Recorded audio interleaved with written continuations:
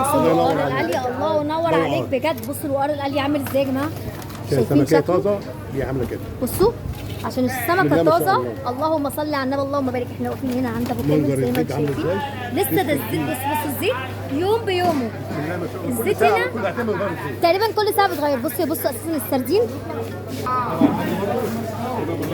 سريعه. الله ينور عليك بجد على الشغل. شايفين بصوا الفينش بتاع الحاجه عامله ازاي. اولا ريحه التوابل اللي انت حاططها جميل جدا بجد والله. ريحه التوابل حلوه قوي قوي قوي قوي يا حاج بجد. ريحه التوابل اللي انتوا حاطينها حلوه قوي يا حاج بجد.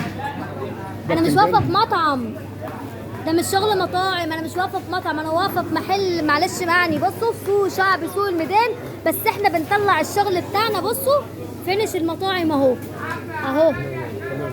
الله ينور عليكم انتوا بجد. بصوا يا جماعه الاطباق، بصوا شايفين